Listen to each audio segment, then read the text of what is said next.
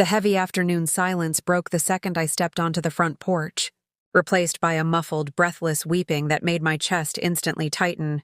I opened the door to my home, the house I had spent over a decade earning through grueling military deployments and sleepless nights, only to find my younger sister sobbing violently on the kitchen floor.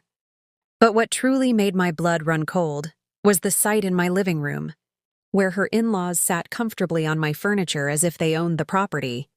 Spread across the coffee table were real estate documents, banking disclosures, and right on top, a copy of my own property deed.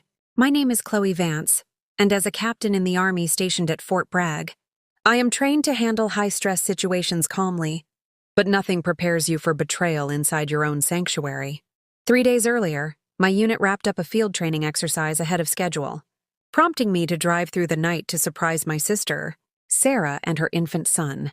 Sarah had been living with me for the past 6 months to escape the suffocating control of her husband, Brandon, and his manipulative parents. Brandon was not a malicious man, but he possessed a fatal weakness that made him entirely incapable of standing up to his family. Arthur and Eleanor Vance were the types of people who viewed every human relationship as a financial transaction and every vulnerability as an opportunity for leverage. The very first time I met them, Arthur spent 20 minutes grilling me about my military benefits, while Eleanor subtly tried to gauge the exact market value of my home. I had kept my distance back then, assuming their greed was Sarah's burden to bear rather than mine, which was a massive oversight on my part. Now, looking at Arthur holding a sleek black pen and Eleanor casually sipping coffee from my favorite mug, the depth of their arrogance finally became terrifyingly clear. Sarah looked up at me from the kitchen floor, her face smudged with mascara, and her hands trembling violently as she held a crumpled napkin. Upstairs, her 8-month-old son Leo was fast asleep, completely oblivious to the predatory trap his grandparents were currently setting in the room, directly beneath his crib. Eleanor offered me a cold, dismissive smile, noting that I was home remarkably early, while Arthur did not even bother to look up from the paperwork. I walked past them without a word, knelt down to help my terrified sister to her feet, and demanded to know exactly what they were doing in my house. Arthur finally leaned back in his chair, adjusted his glasses, and looked me dead in the eye with a chilling level of confidence. He calmly stated that this was a private family matter, and that the situation did not concern me, completely ignoring the fact that he was standing under my roof. I looked at the neatly arranged folders on the table and noticed property tax assessments for my specific address, causing my heart rate to slow to a deliberate, dangerous pace. When I get incredibly angry, a strange calmness takes over my mind, allowing me to see right through the hollow confidence of bullies. I stepped closer to the table, demanding an explanation for why my private financial records were open in front of them, which caused Eleanor to laugh softly. She told me not to be so dramatic, a classic manipulation tactic used by guilty people who want to minimize their actions when caught red-handed. Sarah suddenly stepped forward, her voice cracking with pure panic as she explained that her in-laws were forcing her to sign legal documents. Arthur's face darkened instantly, and he barked my sister's name in a tone that sounded far more like a dangerous threat than a simple warning. I immediately placed my body between Arthur and my sister, cutting off his line of sight and shifting the power dynamic in the room completely. Sarah reached around my shoulder and slipped a heavy manila folder into my hands, whispering for me to read what was hidden inside. As I opened the paperwork, Arthur's face lost a noticeable amount of color, confirming my military instincts that something incredibly deceptive was taking place. The first page was a commercial loan application. The second detailed a massive mortgage restructuring, and the third page contained authorization forms that made my stomach drop. The documents were structured to grant Sarah absolute power of attorney over my assets, effectively allowing her to pledge my home as collateral for an outside loan. My name and address were printed repeatedly across the fraudulent forms, and the entire scheme became completely obvious in a matter of seconds. Arthur tried to step forward to explain the situation before I jumped to conclusions, but I raised my hand firmly, cutting him off mid-sentence. He truly believed he could talk his way out of this, but he failed to realize that his silence was telling me everything I needed to know. Men like Arthur expect anger to be loud, chaotic and emotional so they can easily label the other person as unstable and maintain control. I refused to give him that satisfaction, keeping my voice entirely level as I instructed Sarah to go upstairs. Wake the baby and pack a bag. Arthur let out a dry, forced laugh, claiming my reaction was entirely unnecessary, but the smirk melted off his face when I refused to look away. Sarah did not hesitate for a single second, rushing up the wooden stairs to secure her son while the room downstairs descended into a suffocating silence. Eleanor set her coffee mug down with trembling hands, claiming that the situation was getting entirely out of hand, but I quickly corrected her. It had gotten out of hand the moment they stepped across my threshold with the intention of stealing the equity I had sacrificed. 12 years to build. Arthur tapped the paperwork with his pen, trying desperately to regain his footing by explaining that Brandon's distribution business was facing a massive liquidity crisis. He actually argued that because Sarah lived under my roof, it created certain family obligations that required us to share the financial burden. I almost laughed at the sheer audacity of his statement, reminding him that my sister was a welcome guest in my home, but she possessed zero ownership interest. I pulled out my phone and began systematically photographing every single page of the loan documents, ignoring Arthur's furious protest that I lacked permission. Eleanor tried using her soft, maternal voice to explain how stressed Brandon had been, throwing around words like sacrifice to make me feel guilty. That specific word triggered memories of frozen mornings on training fields, missed holidays and deployments where I counted the days by rare, brief phone calls home. Sarah returned downstairs 15 minutes later, carrying a heavy duffel bag over her shoulder while cradling a sleepy Leo against her collarbone. She looked directly at her father-in-law and whispered that she wanted them to leave my house immediately, causing Arthur's expression to twist into absolute disbelief. He told her not to be foolish, but Sarah stood her ground, refusing to let his booming voice intimidate her into submission any longer. Eleanor tried to approach her, offering to take the baby so Sarah could sit down, but my sister stepped back and firmly refused to let her touch him. Arthur turned his fury toward me, claiming that my negative influence was destroying his family, but I calmly countered that he was simply facing his own consequences. I stacked the documents neatly, picked up the folder, and ordered both of them to walk out of my front door right now. Arthur grabbed his overcoat but paused near the doorway, lowering his voice to threaten that family disputes could become incredibly unpleasant when young children were involved. That was the absolute biggest mistake he could have made, because threatening my sister's child under my roof changed the temperature of the entire room. I stepped directly into his personal space, forcing him to tilt his chin down, and warned him to never use that baby as leverage again.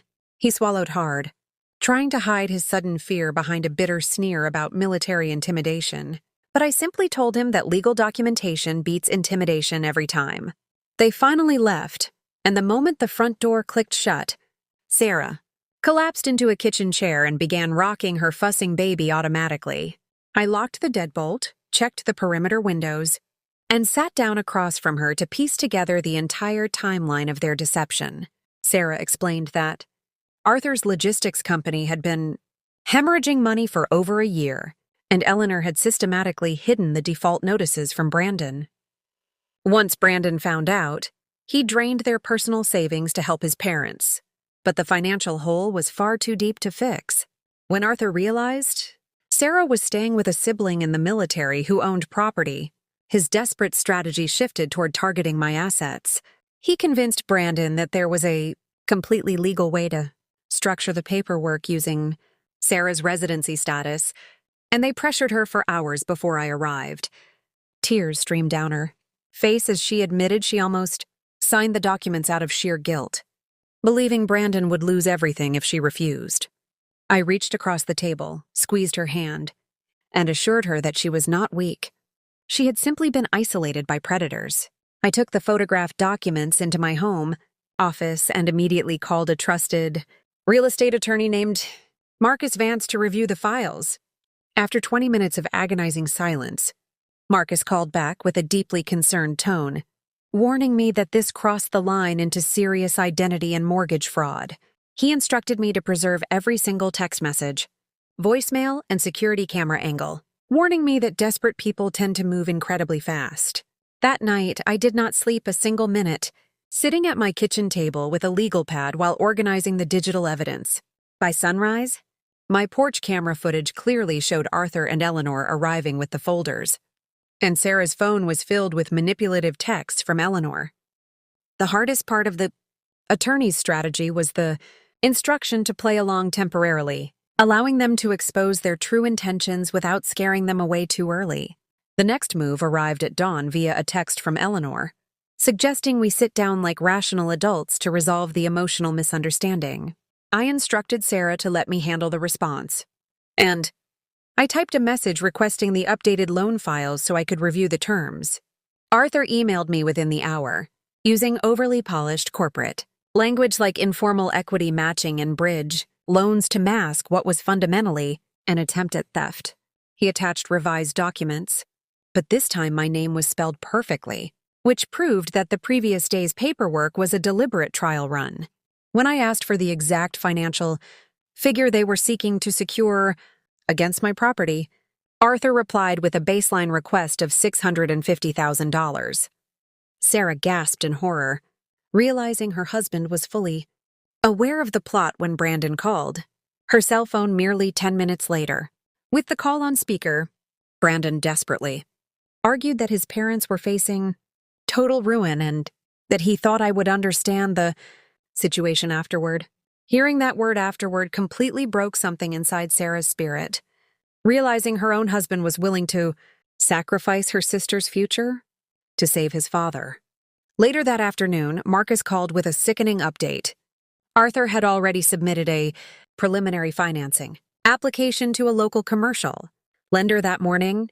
The package included a forged declaration bearing Sarah's signature. And shockingly, Brandon had signed his own name as the official legal witness to the document. Marcus explained that if we moved too quickly, Arthur could claim it was an administrative mistake. But if he proceeded at an official meeting, the fraud would be undeniable. I emailed Arthur, pretending to comply, and agreed to meet them at the lender's corporate office the following Friday morning to finalize the signature process. Friday arrived under a heavy gray North Carolina sky, the exact kind of humid morning that builds tension right before a massive storm breaks. We walked into the commercial banking office at 9:45, finding Arthur, Eleanor, and a visibly sick-looking Brandon waiting around a polished mahogany table. Arthur launched into a 20-minute presentation about family, loyalty, and corporate restructuring, completely avoiding words like forgery, theft, or criminal deception. When he finally slid the signature page across the glass table, I leaned back, looked him in the eye, and asked who exactly had forged my sister's signature. The room froze instantly, and when Arthur furiously snapped that I was wasting valuable time, I pulled a dozen categorized evidence files from my briefcase. I slid the proof of forgery, text logs, and security footage directly to the stunned bank representative sitting at the end of the table. Within seconds, the conference room door opened, and Marcus entered alongside a senior bank fraud investigator and a local white-collar detective who had been briefed on the case. Eleanor began weeping out of genuine terror, while the detective firmly ordered Arthur to remain seated as the official investigation was formally initiated. Arthur looked at me with an expression of pure defeat, realizing the woman he thought he was outsmarting had spent the entire week setting his legal trap. The fallout was swift. The state authorities launched a massive forensic audit into Arthur's logistics company, uncovering a decade of systematic tax evasion and banking fraud. By the time autumn arrived, his business was completely liquidated. Bankruptcy proceedings had begun, and Brandon was facing serious charges for witnessing a forged instrument. Sarah filed for a legal separation, and while the process was incredibly painful, she refused to let their family's darkness dictate her son's future. 7 months after that horrific afternoon, Sarah walked into my kitchen with a bright, genuine smile and handed me a shiny new set of apartment keys. She had successfully secured a small place of her own, turning a page toward a future built entirely on her own strength and independence. Healing takes time, but watching her rebuild her life with Leo in an environment of total peace was far more satisfying than watching her in-laws crumble. True security does not come from the financial value of a property deed. It comes from the boundaries we build to protect the people we love. Please like and subscribe my channel if you loved your military.